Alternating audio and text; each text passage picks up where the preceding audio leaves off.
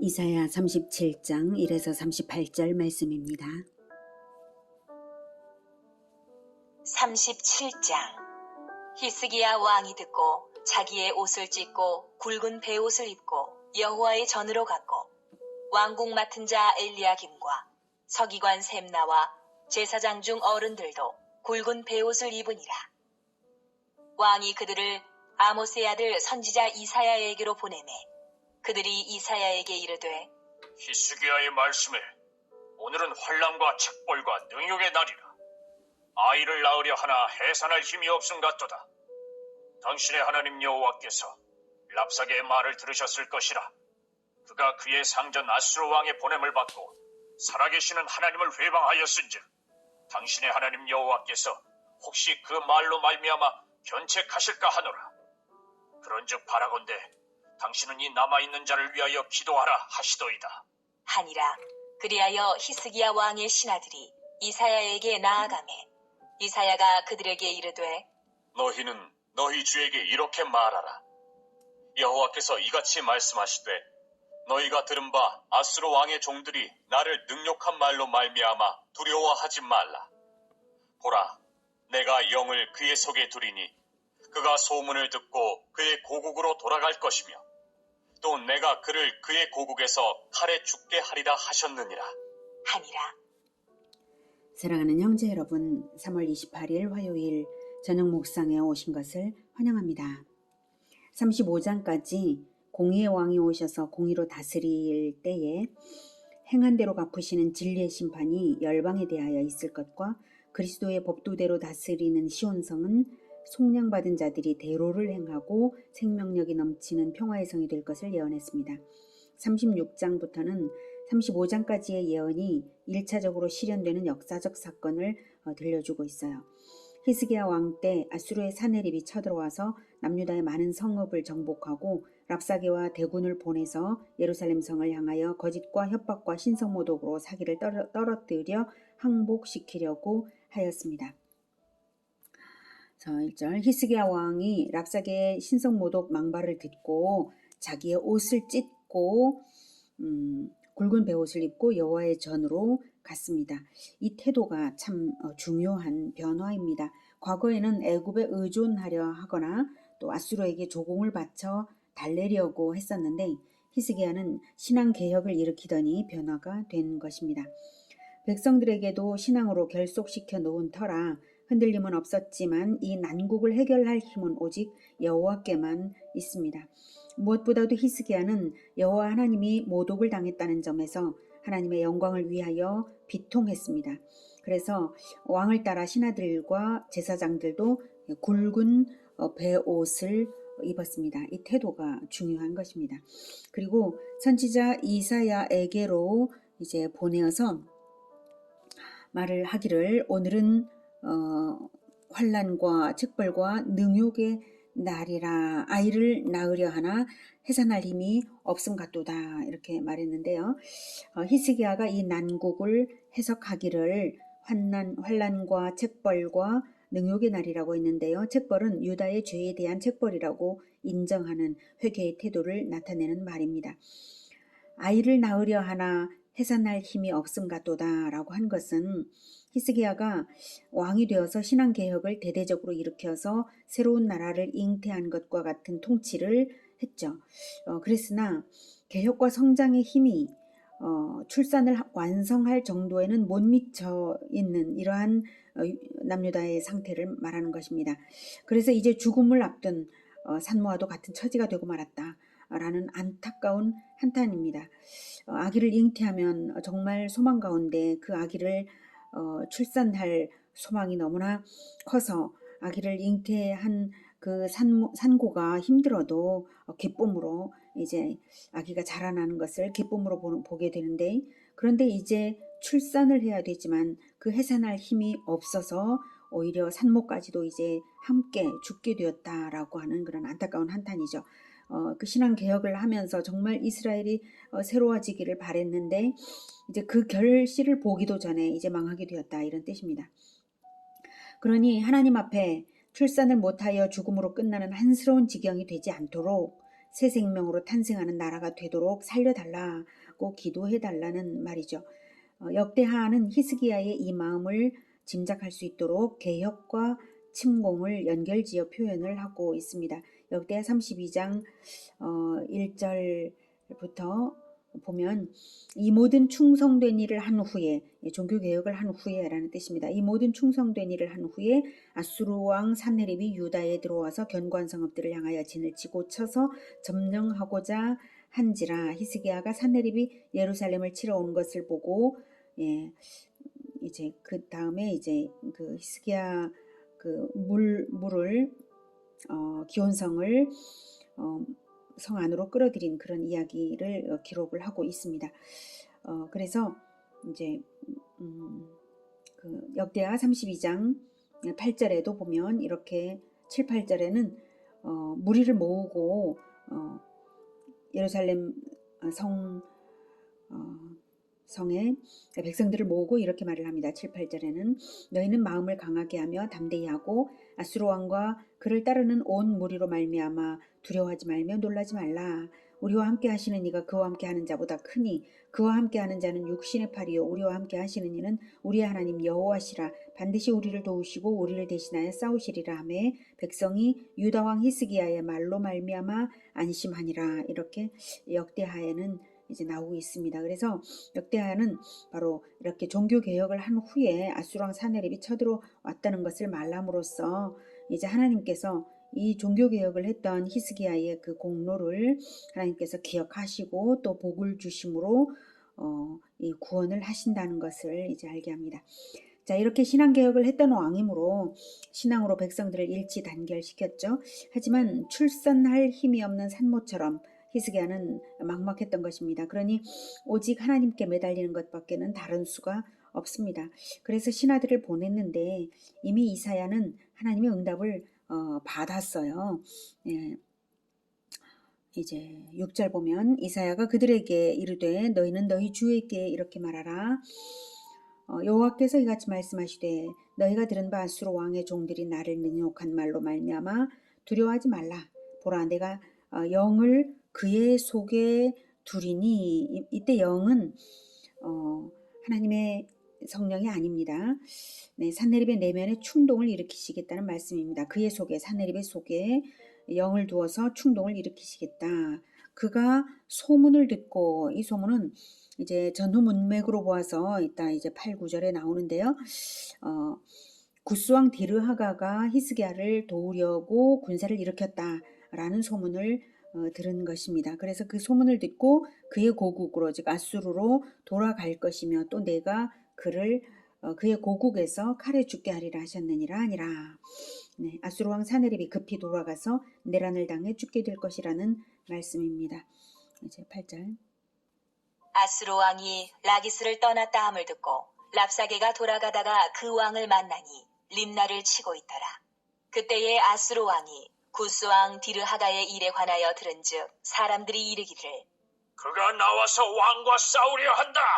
하는지라. 이 말을 듣고 사자들을 히스기야에게 보내며 이르되 너희는 유다의 히스기야.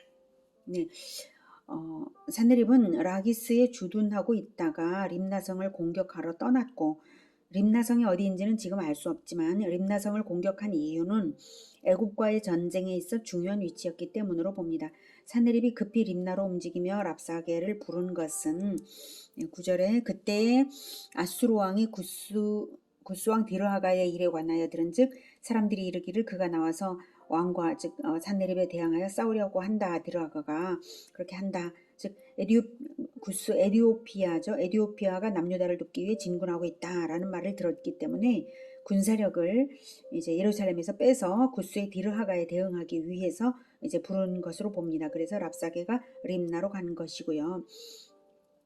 구스는 애굽의 지배하에 있다가 주전 715에서 663년경에는 애굽을 통치하고 있었던 그 왕조예요. 애굽 제25왕조, 누비아 왕조라고 하는데요. 그 25왕조의 세 번째 왕이 바로 디르하가입니다.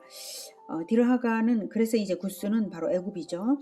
여기서 디르하가는 남유다를 도우려고 진군했다는 것은 애굽이 나왔다 그 말입니다. 그러니 아수르가 당황할 수밖에 없는 것입니다. 굿수왕 디르하가가 출전한다니까 산헤립은 디르하가가 도착하기 전에 남유다의 항복을 받아낼 요량으로 사자들을 히스기야에게 보내면서 이제 편지를 보냅니다. 이 편지가 이제 10절부터입니다.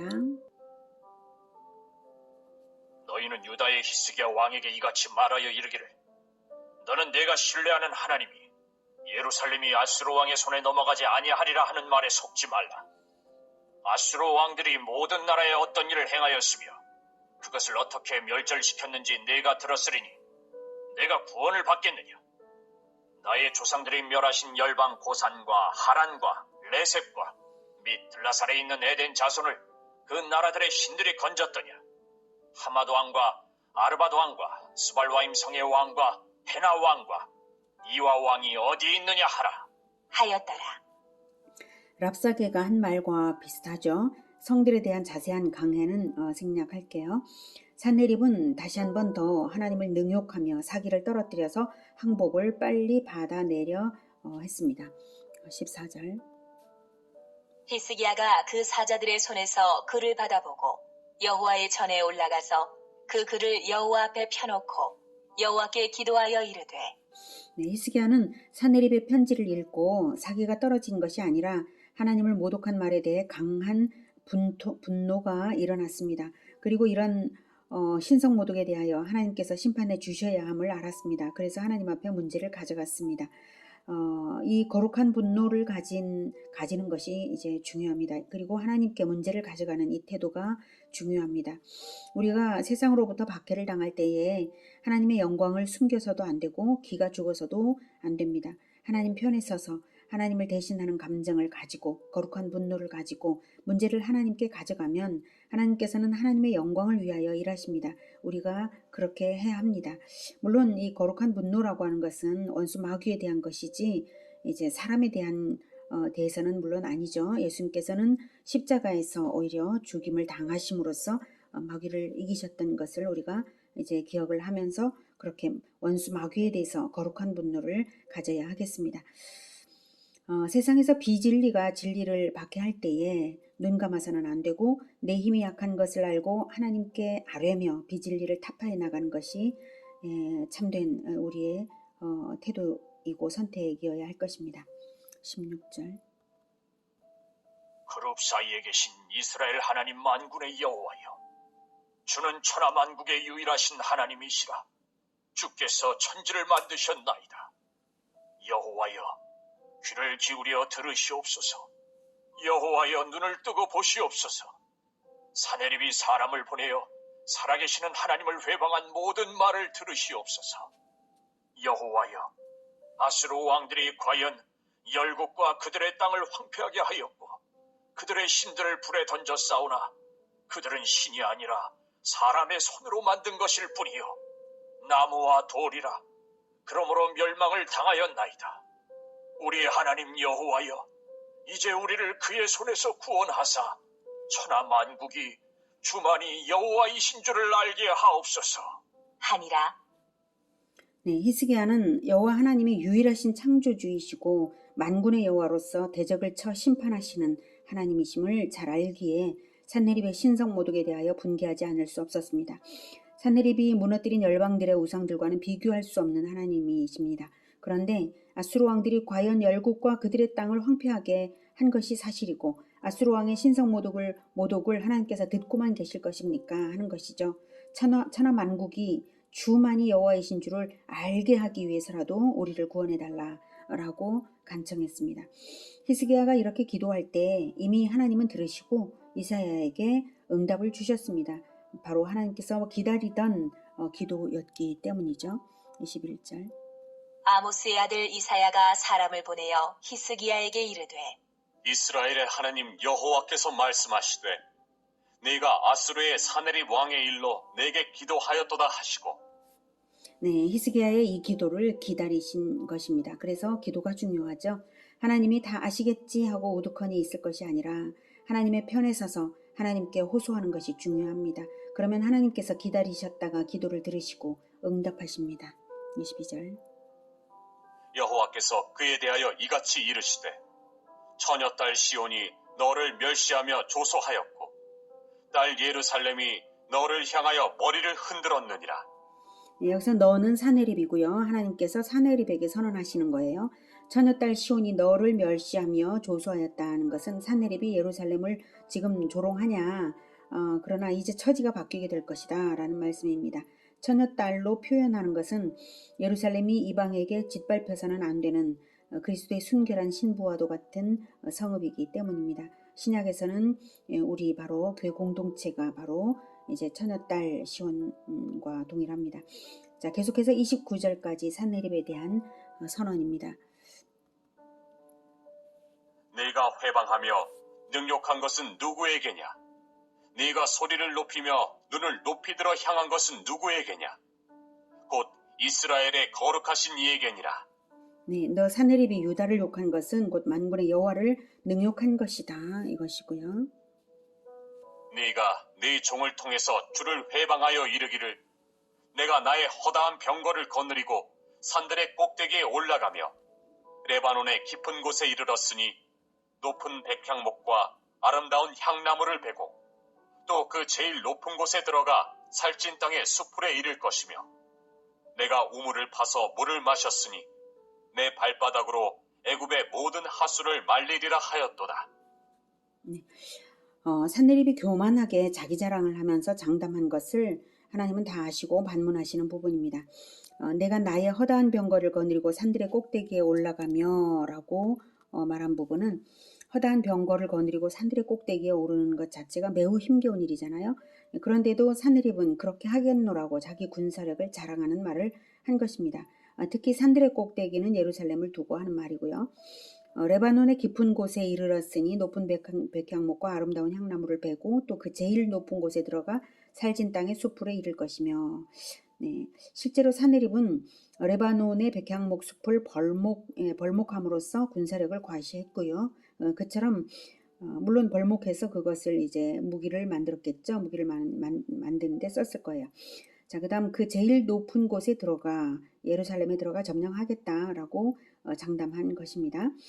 25절 내가 오물을 파서 물을 마셨으니 내 발바닥으로 애굽의 모든 하수를 말리리라. 이것은 정복 전쟁 중에 물을 구하는 것이 중요한 일이잖아요. 근데 물이 없다 할지라도 우물을 파서 마실 정도로 굽힘없는 정복욕을 이제 가졌으니까 애굽의 하수도 말리리라라고 호언장담을 했습니다.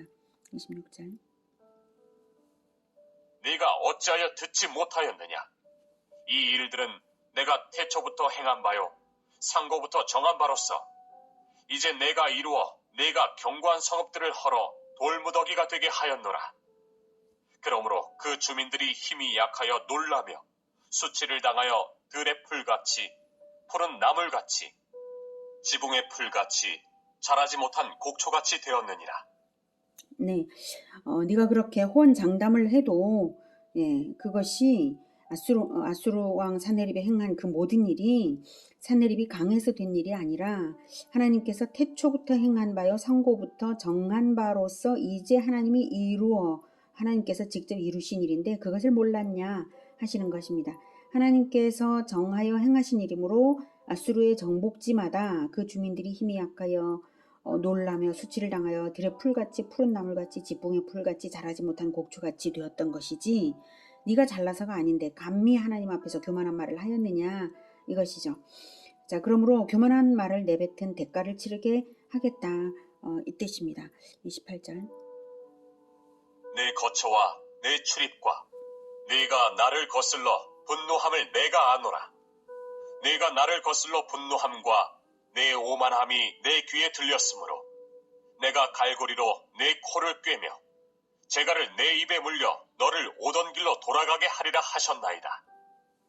예, 거처와 내 출입을 안다라고 하는 것은 일거수일투족을 다 아신다는 말입니다. 내가 나를 거슬러 분노함을 즉 랍사게를 시켜 한 말이나 편지를 보내어 신성모독한 것을 다 안다. 그러므로 네가 그렇게 망발을 했으니까 그 징벌로서 이제 내가 갈고리로 네 코를 꿰며 재갈을 네 입에 물려 너를 오던 길로 돌아가게 하리라. 사내립을 강제로 복종하게 만들어서 돌아가게 하시겠다는 것입니다. 하나님 앞에 사내립은 그저 재갈 물린 한 마리 나귀나 마찬가지인 것이죠.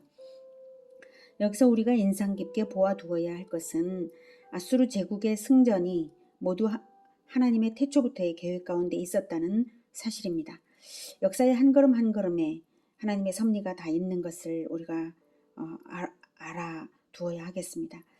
이것을 생각해 볼 때 우리 한 사람 한 사람의 복음 증거의 발걸음도 하나님께서 인도하시며 승리하게 하시며 하나님의 영원한 영광을 위한 걸음이 되도록 인도하심을 우리가 알아야 하겠습니다.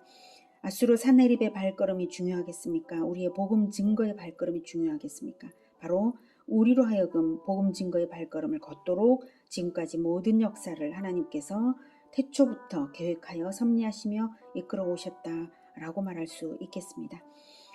29절까지는 이제 화자가 하나님이셨죠. 하나님의 목소리로 산헤립에게 선언하신 것을 이사야가 전한 것이고요. 이제 30절부터는 이사야가 왕에게 주는 예언입니다. 왕이여, 이것이 왕에게 징조가 되리니 올해는 스스로 난 것을 먹을 것이요 둘째 해에는 또 거기에서 난 것을 먹을 것이요 셋째 해에는 심고 거두며 포도나무를 심고 그 열매를 먹을 것이니이다. 유다 족속 중에 피하여 남은 자는 다시 아래로 뿌리를 받고 위로 열매를 맺으리니 이는 남은 자가 예루살렘에서 나오며 피하는 자가 시온산에서 나올 것임이라. 만군의 여호와의 열심이 이를 이루시리이다. 자, 이제 아수르가 퇴각하면 2해 동안은 아수르의 침략으로 곡식을 이미 아수르의 침략으로 곡식도 빼앗기고 토지가 황폐화되었잖아요. 그 결과 이제 아수르가 퇴각한 이후에도 농사를 이제야 새로 시작해야 되기 때문에 그 과정에는 저절로 나는 곡식을 2해 동안은 먹을 것이지만 3년째에는 완전히 회복하여서 스스로 경작하여서 소출이 나온 것을 먹게 될 것이다 라고 말하는 것입니다. 그런데 이것이 징조가 된다고 말하고 있습니다. 이것이 왕에게 징조가 되리니, 징조는 더 중요한 것을 믿게 하기 위한 표징을 말하죠. 그러면 3년 동안의 경작으로 결실을 얻게 되는 이 자연스러운 현상이 더 중요한 무엇을 믿게 하는 표징이라는 것일까요? 바로 그 다음 말이죠. 31, 32절. 유다 족속 중에 피하여 남은 자는 다시 아래로 뿌리를 받고 위로 열매를 맺으리니. 그러니까 이렇게 3년 첫째 해, 둘째 해, 셋째 해 이렇게 씨앗을 뿌리고 새로 기경해서 씨앗을 뿌리고 그 다음 해에 드디어 이제 새로 경작되어서 소출된 것을 이렇게 먹는 이 뿌리를 받고 열매를 맺는 이 과정이 사실은 남은 자에 관한 이야기다라고 하는 것을 알 수가 있는 거예요. 32절. 이는 남은 자가 예루살렘에서 나오며 피하는 자가 시온산에서 나올 것임이라. 그러니까 뿌리를 받고 위로 열매를 맺을 때에 씨앗을 뿌려서 뿌리가 내리고 위로 열매를 맺는다고 할 때 그 씨앗이 무엇이냐? 씨앗이 예루살렘에서 나오고 시온산에서 나온다는 거예요. 즉 그리스도가 씨앗이라는 얘기입니다. 그리스도의 도성 예루살렘 아닙니까? 시온산, 다윗의 후손 그리스도의 도성입니다. 그래서 시온산에서 나올 것임이라. 만군의 여호와의 열심히 이를 이루시리이다. 즉 이 말은 그 당시 아수르의 침략에서 남은 자를 의미하는 듯하면서도 그 의미만은 아닌 것이죠. 먼 훗날 진정한 예루살렘, 진정한 시온산에서 남은 자가 나올 것이라는 말입니다. 그리스도의 법도로 다스림을 받는 그들만이 진정한 남은 자들이고 그들은 피하여 남은 자들이 될 것임을, 즉 바벨론 포로기를 거쳐서 극한 고난을 거치면서 참된 믿음을 잃지 않고 그리스도의 법도를 지켜 남은 자들이고요. 그들을 얻기 위해 하나님의 열심은 그 모든 심판과 구원의 기나긴 역사 과정을 다 거치시면서 농부처럼 한 해, 두 해, 세 번째 해에 결실을 거두어 먹을 것을 생각하며 파종하고 기경하고 파종하고 거두시는 일을 하듯이 하나님께서 그렇게 하실 것이라는 뜻입니다. 완전히 황폐화된 거기서 새로 시작하시는 하나님이십니다. 그런 농부처럼 참된 시온의 씨앗, 예루살렘의 씨앗, 그리스도의 씨앗을 뿌려서 남은 자들을 얻겠다는 하나님의 결단을 전한 것입니다. 앞으로 3년간 새로 개척하는 것 같은 그 기간 동안 묵상하라고, 이것이 징조라고 한 것이죠. 33절. 그러므로 여호와께서 아수르 왕에 대하여 이같이 이르시되 그가 이 성에 이르지 못하며 화살 하나도 이리로 쏘지 못하며 방패를 가지고 성에 가까이 오지도 못하며 흉벽을 쌓고 치지도 못할 것이요 그가 오던 길 곧 그 길로 돌아가고 이 성에 이르지 못하리라. 나 여호와의 말이니라. 대저 내가 나를 위하며 내 종 다윗을 위하여 이 성을 보호하며 구원하리라 하셨나이다. 하니라. 하나님께서 아수르를 물리쳐 예루살렘을 보호하시는 근원적인 이유가 대저 내가 나를 위하며 내 종 다윗을 위하여 하시는 것입니다. 내 종 다윗을 위하신다는 말씀은 다윗의 후손 그리스도를 위하여 이 모든 일을 행하신다는 뜻입니다. 역사는 그리스도를 위하여 준비되고 있었던 것입니다. 36절 여호와의 사자가 나가서 아수르 진중에서 18만 5천인을 쳤으므로 아침에 일찍이 일어나 본즉 시체뿐이라. 이에 아수르의 사네립 왕이 떠나 돌아가서 니느웨에 거주하더니 자기 신 니스록의 신전에서 경배할 때에 그의 아들 아드람 멜렉과 사라셀이 그를 칼로 죽이고 아라라 땅으로 도망하였으므로 그의 아들 에살 핫돈이 이어 왕이 되니라. 하나님이 말씀하신 대로 하나님께서 직접 이적을 행하사 여호와의 사자가 18만 5천 명을 죽이게 하셨습니다. 그리고 사내립은 돌아가서 아들들의 손에 죽임을 당했습니다. 오늘은 하나님께서 하나님의 영광을 지키고자 하나님의 심정으로 비통했던 히스기야의 기도에 응답하셔서 다윗의 후손 그리스도를 위하여 남은 자들을 얻기 위해 시온성을 구원하신 것을 보았습니다. 하나님께서 역사 속에 섭리하시며 하나님의 뜻을 다 이루십니다. 그러므로 누가 승리자인가요? 하나님의 영광을 지키며 하나님 편에 선 자가 승리자입니다. 또한 하나님 편에 끝까지 서서 그리스도의 법도대로 다스림을 받으면서 묵은 땅을 새로 기경하듯이 모든 것을 갈아엎고 새로 시작하실 때에도 그리스도의 법도대로 새로 뿌려지는 씨를 통해 새로 결실해 남게 되는 그 남은 자들이 되어야 하겠습니다. 그런 남은 자들만이 최후의 승자들입니다. 오직 하나님 편에서 그리스도의 법도대로 끝까지 남는 우리 모두가 되시기를 기원합니다. 기도하겠습니다. 역사의 주인이신 하나님, 그리고 하나님 나라를 반드시 완성하시는 언약의 주 하나님, 우리를 그리스도의 씨앗으로 우리를 태어나게 하시고 인도해 주시고 계십니다. 우리가 참으로 그 남은 자들이 되기를 원합니다. 끝까지 오직 하나님의 영광을 지키며 하나님께서 가지시는 그 심정을 우리가 가져서 하나님께 모든 문제를 가져가 아뢰며 하나님의 능력으로 승리하기를 간절히 원합니다. 주님, 이 세상이 점점 악하여지고 점점 기독교에 대한 박해가 더 조여오고 있는, 압박감 있게 조여오고 있는 이때입니다. 하나님, 그럴지라도 우리가 결코 두려워하지 않고 오직 하나님 편에 끝까지 서겠습니다. 그리고 그리스도의 승리를 위하여 끝까지 함께 나아가겠습니다. 주님, 우리를 붙들어 승리자로 서게 하여 주시옵소서. 예수 그리스도 이름으로 기도드립니다. 아멘. 이어지는 시간은 개인 기도 시간입니다.